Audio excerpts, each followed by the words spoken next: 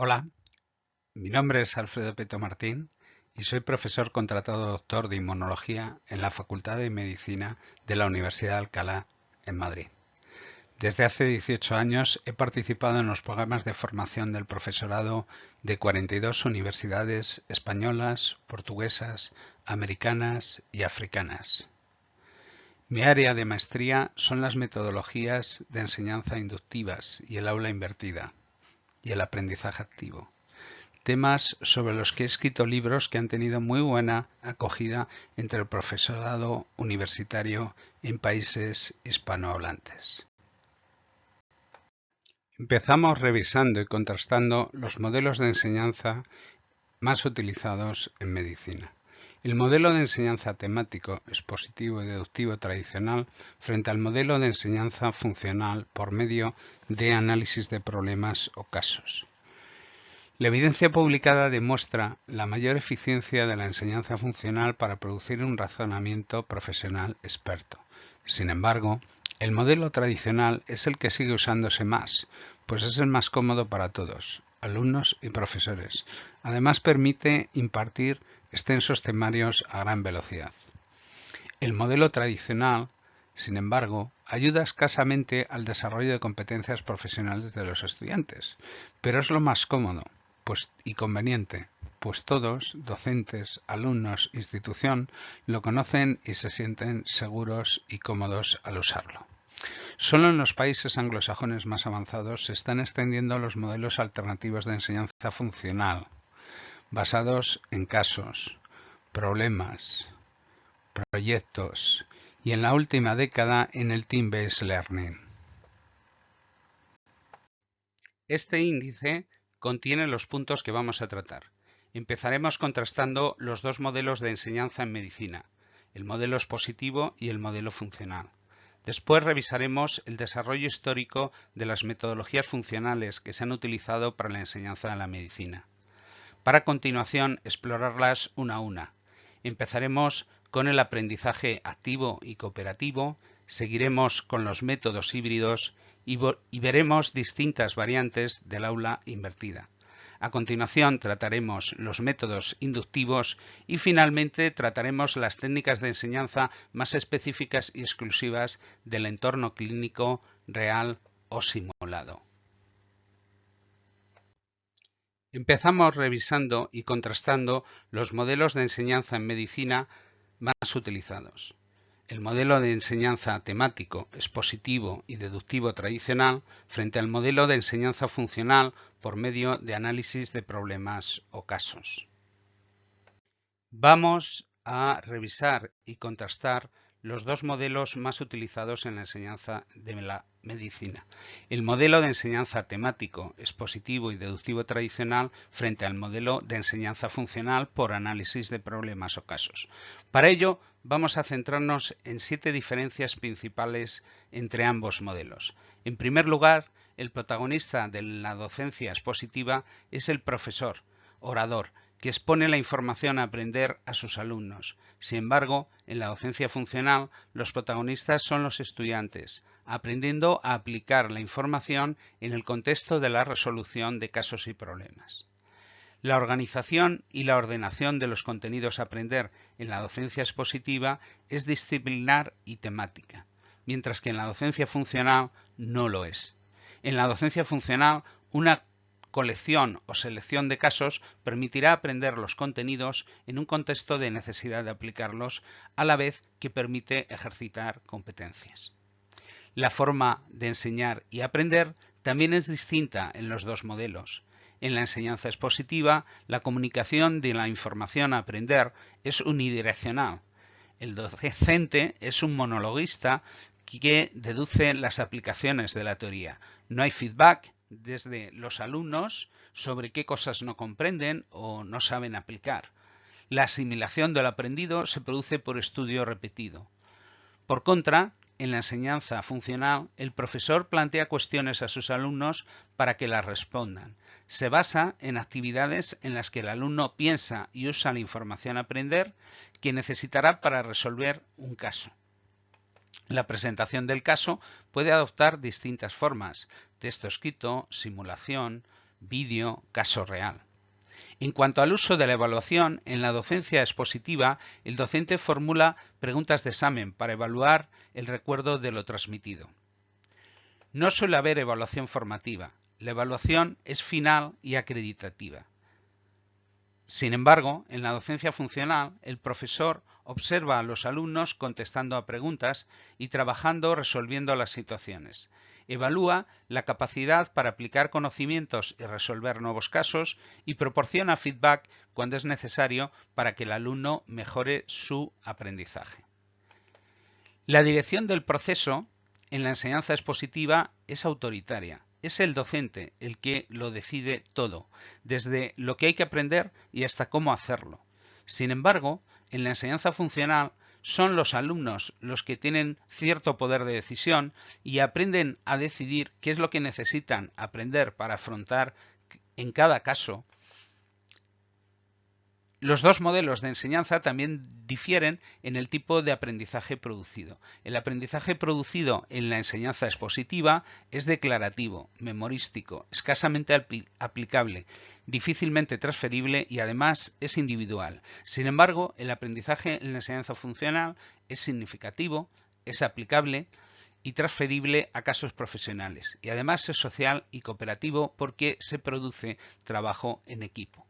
Finalmente, el uso de preguntas en las clases de docencia expositiva es retórico. No se hacen para que los alumnos las respondan, sino que es el profesor el que se responde a sí mismo. Se pregunta a los alumnos especialmente en el momento de la evaluación final. Sin embargo, en la docencia funcional, el profesor plantea continuamente preguntas para que los alumnos aprendan en el proceso de responderlas y además reciban feedback formativo por parte de su profesor. Las alternativas a la metodología expositiva tradicional se pueden agrupar en dos tipos principales.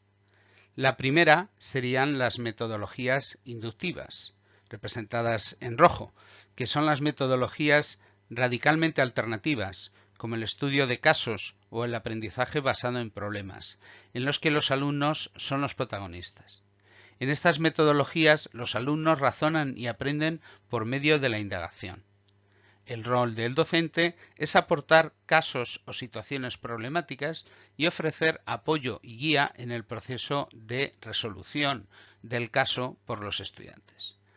El docente ayuda a sus alumnos con sus preguntas a que identifiquen lo que necesitan aprender, lo indaguen, descubran información relevante para resolver el caso, induzcan principios generales a partir de los casos concretos y ejerciten competencias profesionales en el proceso de resolución de los casos. Este abordaje es muy exitoso en el desarrollo de competencias, pero tiene el inconveniente de ralentizar mucho la velocidad de avance a lo largo de los temarios de contenidos. La segunda opción, que hemos representado en color magenta para el cambio metodológico, es un cambio más gradual y progresivo, representado por el aprendizaje activo y las metodologías híbridas.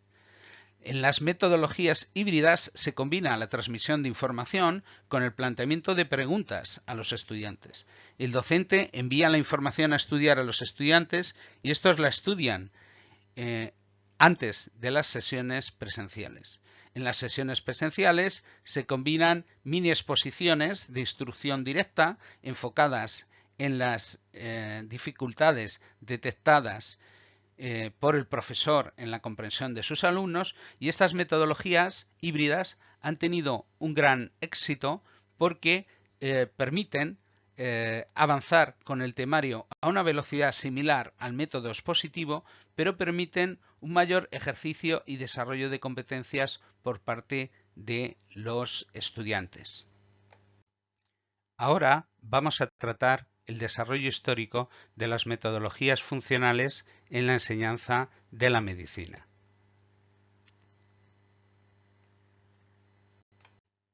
En una primera fase se produjo la popularización del estudio de casos y el desarrollo de los métodos de enseñanza en contextos funcionales. El estudio de casos empezó en 1800 1941 en la Universidad de Harvard. Christopher Columbus Landell, entonces decano de la Escuela de Leyes de Harvard, inició el uso de esta metodología en esta universidad. El método de casos se propagó desde la Escuela de Leyes a las de Negocios y Medicina. Posteriormente, el modelo funcional problemático inductivo se desarrolló en los años 60 por Harry Shoemaker. El alumno en este modelo aprende resolviendo problemas o respondiendo a preguntas que le fuerzan a aprender la teoría por su cuenta. Este método instructivo en contextos funcionales se empleó inicialmente para la formación militar durante la Segunda Guerra Mundial y en la de Corea. Posteriormente se extendió a otros tipos de enseñanza. A continuación, el modelo funcional evolucionó a otro modelo más famoso en medicina, que es el modelo del Problem-Based Learning o aprendizaje basado en problemas. Esta metodología se empezó a utilizar en la Universidad de McMaster, en Canadá, en 1969, donde se creó el primer currículo de enseñanza de la medicina mediante aprendizaje basado en problemas por parte de Howard Burroughs, que es considerado pues, el padre de esta metodología. Posteriormente, esta metodología saltó el Atlántico, pues empezó a utilizarse en Europa por la Universidad de Maastricht, que introdujo currículos de enseñanza en medicina basados en Problem-Based Learning. Estos cambios fueron impulsados por un famoso investigador, Kees van der Vleuten, que trabajaba en dicha universidad. La metodología PBL crea un entorno en el que se trabaja en equipo para resolver casos, pero a la vez se mantiene la responsabilidad individual. Los alumnos aprenden a plantearse las preguntas más relevantes en cada situación.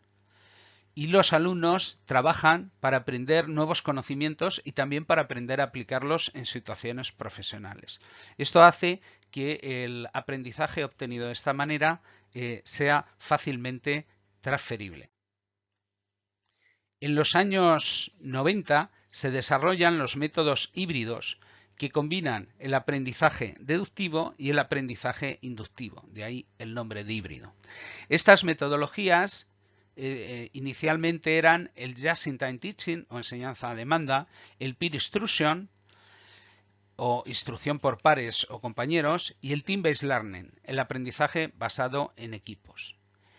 De estas metodologías, la que más se ha popularizado en la enseñanza de la medicina es el Team-Based Learning, que se ha popularizado enormemente durante la última década en las escuelas de medicina del ámbito anglosajón.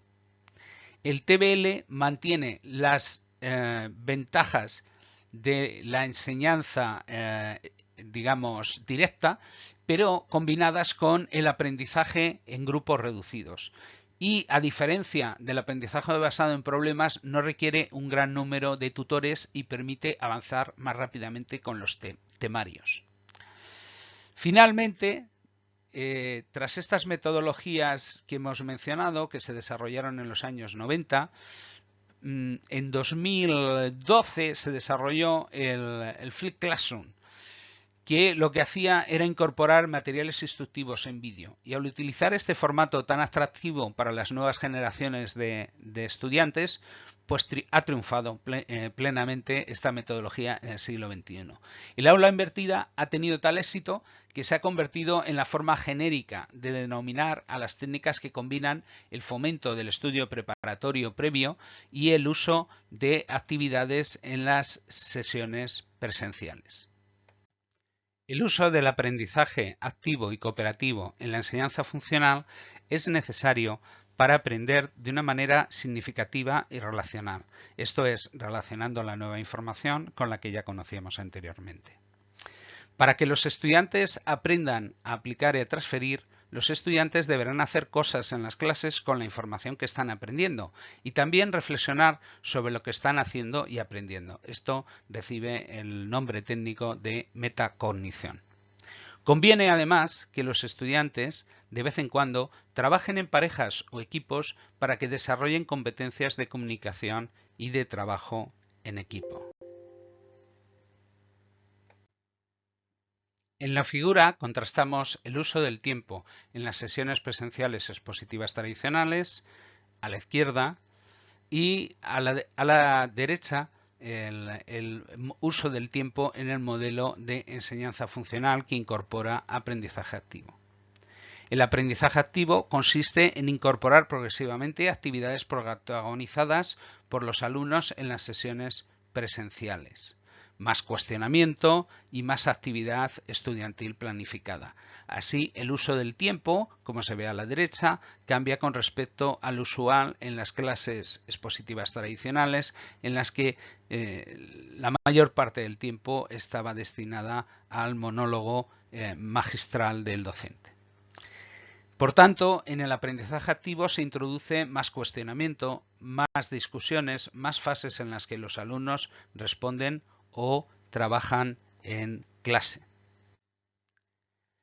Según Lee De-Fink, autor del libro Creating Significant Learning Experiences, las actividades de aprendizaje activo deben incluir 3 elementos esenciales, que los tenemos representados aquí en un trébol.